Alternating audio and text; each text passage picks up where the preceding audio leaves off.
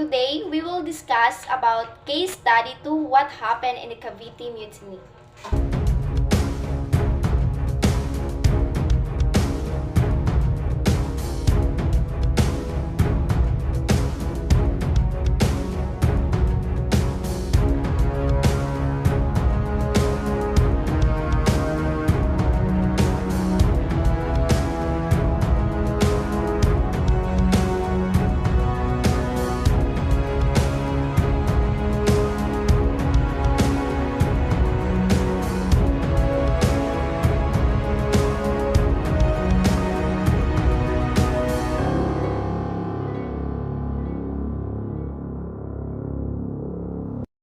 Ever since tayo ay elementary at high school, alam natin ang mga very important dates ng ating kasaysayan. 1898, 1896, 1996. We know what happened during those period of time. The 12th of June of every year since 1898 is a very important event for all the Filipinos. In this particular day, the entire Filipino nation as well as the Filipino communities all over the world gather to celebrate the Philippine Independence Day. In 1898 came to be a very significant year for all of us. But we should be reminded that another year is historic as 1898 as the 1872. There will be no 1896 Philippine Revolution if there was no 1872 Cavite Mutiny. So they are the two major events happened in 1872. First is the 1872 Cavite Mutiny. The second is the martyrdom of the three priests in the person of Fathers Mariano Gomez, Jose Burgos, and Jacinto Zamora, in short, the Gomborza. First is Cavite Mutiny, a major factor in the awakening of nationalism among the Filipinos. So the word mutiny is a rebellion or pag-aalsa against the authority, comes from the old verb mutin, which means revolt. Cavite Mutiny, the uprising of military personnel of Fort San Felipe, the Spanish arsenal in Cavite, Philippines on January 20, 1872. Around 200 soldiers and laborers rose up in the belief that it would elevate to a national uprising. The mutiny was unsuccessful and government soldiers executed many of the participants. Next is the martyrdom of the three priests, Gomburza, the collective name of the three martyred priests, tagged as the mastermind of the Cavite Mutiny. Gomburza, they were prominent Filipino priests charged with treason and sedition. The Spanish clergy connected to the priests to the mutiny as a part of conspiracy to stifle the priests who desired to have their own parishes instead of being assistants to the regular friars. Amari, Gomburza, alternatively styled as Gomburza or Gomburza, refers to three Filipino Catholic priests, Mariano Gomez, Jose Burgos, and Jacinto Zamora, who were executed by garrote on February 17, 1872. In Bagumbayan, Philippines, by Spanish colonial authorities on charges of subversion arising from the 1872 Cavite Mutiny. The name is a portmanteau of the priest's surnames. Gomburza incurred the hatred of Spanish authorities for fighting for equal rights among priests and leading the campaign against the Spanish friars. He fought on the issues of secularization in the Philippines that led to the conflict of religious and church seculars. Their execution had a profound effect on many late 19th century Filipinos. Jose Rizal, later to become the country's national hero, would dedicate his novel El Filibusterismo to their memory. Mutiny by workers in the Cavite Naval Yard was the pretext needed by authorities to redress a perceived humiliation from the principal objective, Jose Burgos, who threatened the established order. Three priests, which is known as Gomborza, are Father Mariano Gomez, Father Jose Burgos, and Father Jacinto Zamora. Let's talk first about Father Mariano Gomez, or known as Mariano Gomez de Los Angeles. He is a Filipino Catholic priest who was falsely accused of mutiny by the Spanish colonial authorities in the Philippines in the 19th century. Gomez was the head of the three priests and spent his life writing about the abuses against Filipino priests. He was accused of treason, sedition, and taking active part of the Cavite Mutiny of 1872 and sentenced to death by garrote in the military court. Next is Father Jose Burgos, or known as Jose Apolonio Burgos y Garcia. He is also a Filipino Catholic priest, and like Father Gomez, he also falsely accused of mutiny. He is a priest who advocated the reform of the Spanish rule in the Philippines. His execution made him a martyr of the period preceding the Philippine Revolution. Lastly is Father Jacinto Zamora, or known as Jacinto Zamora y del Rosario. Like Father Gomez and Father Burgos, Father Zamora is also a Filipino Catholic priest and falsely accused of mutiny.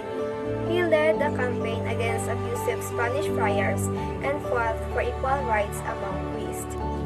The three priests incurred the hatred of the Spanish friars, detested, and were hatched plans to get even with them. They were accused of collaborating with the rebel who led an uprising in Cavite, arrested, detained, and executed by garrote on February 28, 1872. Spanish account of the Cavite Mutiny. 1. Montero's account of the Cavite Mutiny. 2. Official report of Governor Izquierdo on the Cavite Mutiny of 1872. Let's talk about Jose Montero y Vidal. Jose Montero y Vidal is a Spanish historian. His account centered on how the event was an attempt in overthrowing the Spanish government in the Philippines. And also, his account of mutiny was criticized as woefully biased. An excerpt from Montero's account of the Cavite Mutiny. He says that the idea of attaining their independence it was toward a goal that they started to work, with the powerful assistance of a certain section of the native clergy. Next is let's talk about Governor Rafael Izquierdo. He implicated the native clergy who were active in the movement towards secularization of parishes. In a bias report, he highlighted the attempt to overthrow the Spanish government in the Philippines to install a new hari in the persons Father Burgos and Zamora. Also, an excerpt from the official report of Governor Rafael Izquierdo on the Cavite Mutiny of 1872, it has not been clearly determined if they planned to establish monarchy or republic because the Hindus have no words in their language to describe their form of government. Whose head of the Filipino would be called hari, but it turns out that they would place at the head of the government as a priest, that the head selected would be Dr. Jose Burgos or Dr. Jacinto Zamora. Moreover, Governor Rafael Izquierdo describes Cavite Mutiny as the insurrection, uprising, and revolution. He also incited to blame the native clergy, scholars, and residents as an instigator of Cavite Mutiny. The mutiny was quickly crushed, but the Spanish regime under the reactionary government, Rafael Izquierdo magnified the incident and used it as an excuse to damp down the Filipinos who had been calling for the governmental reform. Next is let's talk about Governor General Rafael Izquierdo. He stated that native clergy attracted supporters by giving them unrealistic assurance that their fight would not fail because they had God's support. Aside from the promise of lofty rewards as employment, wealth, and ranks in the army. The two accounts. It is apparent that the accounts underscore the reason for the revolution. The abolition of the privileges enjoyed by the workers of the Cavite arsenal, such as exemption from payment of tribute and being employed in polo a servicios or forced labor. The two accounts also identified other reasons which seemingly made the issue a lot more serious, which included the presence of the native clergy. According to Izquierdo, the native clergy attracted supporters by giving them charismatic assurance that their fight would not fall because they had God's support. In the Spaniards' account, 1872 was premeditated, a part of a big conspiracy among educated leaders, mestizos, lawyers, and residents of Manila and Cavite. They allegedly planned to liquidate the high-ranking Spanish officers than real friars.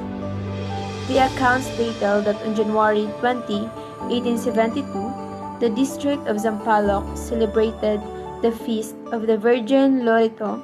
Come with it were some fireworks displayed. The Cavileños mistook this as a signal to commence with the attack. During the celebration of feast of the Virgin of Loreto, about 200 men, comprised of soldiers, laborers of the arsenal, and residents of Cavite, headed by Sergeant Lamadrid, rolled in arms and assassinated the commanding officers and Spanish officers inside. The insurgents were expecting support from the bulk of the army. Unfortunately, that didn't happen. Next is all about Spanish account. 200 men was led by Sergeant Fernando Lamadrid. They attacked Spanish officers at sight and seized the arsenal. Esquerido, upon learning the attack, ordered reinforcement of the Spanish forces in Cavite to quell the revolt. He used the mutiny to implicate Gomborza and other notable Filipinos known for their liberal leanings. Prominent Filipinos, such as priests, professionals, and businessmen, were arrested on flimsy and trumped-up charges and sentenced to prison, death, or exile. These include Joaquin de Cabrera, Jose Basa, and Antonio M. Regidor. The revolution was easily crushed when Manilinos, who were expected to aid the Capeteños, did not arrive. Garrote, killing someone by strangulation, typically with an iron wire or cord. In result, leaders of the plot were killed. Father Gomez Burgos and Zamora were tried by a court-martial and sentenced to be executed. Next, others who were implicated such as Joaquin Pardo G. Rivera. He was a reformist, liberal-minded lawyer and an early supporter of the Filipino cause in the 19th century, and known as primarily for his involvement in the event that led to the Cavite Mutiny in 1872. Second, Antonio M. Regidor. He was a lawyer, diplomat, and protagonist. Third, Jose Basa. He known as a patriot, a hero smuggler and a friend of Jose Rizal. Last, Pio Basa. He was a businessman and among those suspected of supporting the Cavite Mutiny in January 1872. And other Filipino lawyers were suspended from the practice of law, arrested, and sentenced to life imprisonment at the Marianas Island. On February 17, 1872, the three martyred priests, Father Mariano Gomez, Jose Apolonio Burgos, and Jacinto Zamora, better known for the acronym Gomborza, were executed by garrote by the Spaniards in Bagumbayan in connection with the 1872 Cavite Mutiny. The three priests incurred the hatred of the Spanish authorities for leading the campaign against the abusive Spanish friars and fighting for equal rights among priests. They fought on unresolved issues about the secularization in the Philippines that resulted in a conflict among the religious regulars and the church seculars. The Cavite Mutiny of workers in the arsenal of the naval shipyard over pay reduction owing to the increased taxation was magnified into a dangerous rebellion and was seized by Spanish authorities as an occasion to silence the proponents of secularization. The Spanish prosecutors bribed a witness to testify against the three priests who were charged with sedition and treason, which led to their death by garrote. Their execution left a profound effect on many Filipinos, including Dr. Rizal, the national hero, who dedicated his novel No Limitang Here to their memory. Differing accounts of the events of 1872. Number 1. Pardo de Tavera's account of the Cavite Mutiny. two Plauchut's account of the Cavite Mutiny. First, I will discuss about Pardo de Tavera's account of the Cavite Mutiny.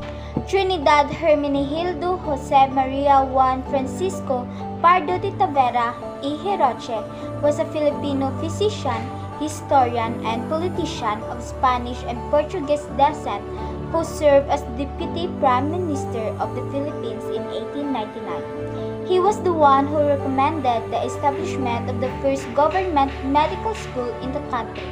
Together with other doctors, he organized the Philippine Pharmaceutical Medical School approved in 1905, of which he was the first president. According to Pardo de Tavera, the incident was merely a mutiny by Filipino soldiers and laborers of the Cavite Arsenal to the dissatisfaction arising from the draconian policies of Izquierdo, or the abolition of privileges and prohibition of the founding of the School of Arts and Trades. The mutiny simply started as a rally organized by the workers of the Arsenal, pushing for the acquisition of the sufficient resources as well as reforms in the educational system in the Philippines, an objective that was far different from what the Spanish officers suggested. However, the Spanish friars, afraid of losing their hold on the Filipinos as well as the privileges they enjoyed, told the Spanish authorities that the Filipino workers aimed to free themselves from Spanish rule. The Spanish government, upon hearing that the mutineers aimed to overthrow the government, did not investigate the matter further and harshly arrested those they thought were involved in the mutiny. During this time, the central government in Madrid was planning to deprive the friars of all the powers of intervention in matters of civil government and direction and management of educational institutions. The friars needed something to justify their continuing dominance in the country, and the Mutiny provided such opportunity. However, the central Spanish government introduced an educational decree forcing sectarian schools run by the friars into a school called the Philippine Institute. The decree aimed to improve the standard of education in the Philippines by requiring teaching positions in this school to be filled by competitive examination and improvement welcomed by most Filipinos. Another account, this time by French writer Edmond Plachan, complemented Tavera's account and analyzed the motivations of all of the 1872 Cavite Mutiny. Pardo de Tavera's account of the Cavite Mutiny, Filipinos had great hopes of an empowerment of their country.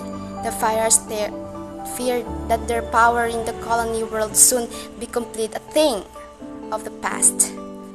Edmond Plachat, a French writer, completed Tavera's account and analyzed the motivation of the 1872 Cavite Mutiny. Plachat's account of the Cavite Mutiny, the arrival in Manila of Jean Escudero, put a sudden end to all dreams of reforms. Such a policy must really end in a strong desire on the part of the other to repress cruelly.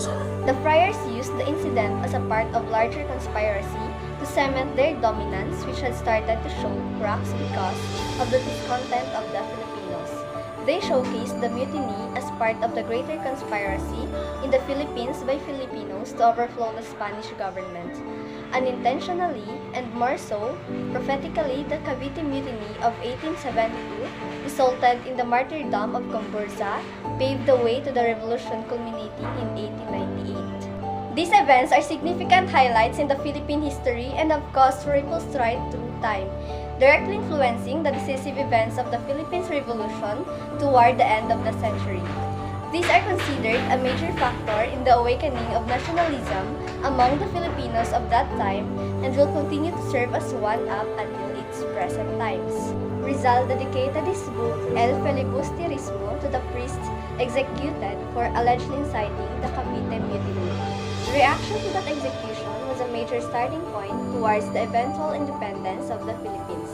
Without that mutiny and the reaction to it, Jose Rizal may not have been inspired to write as he did.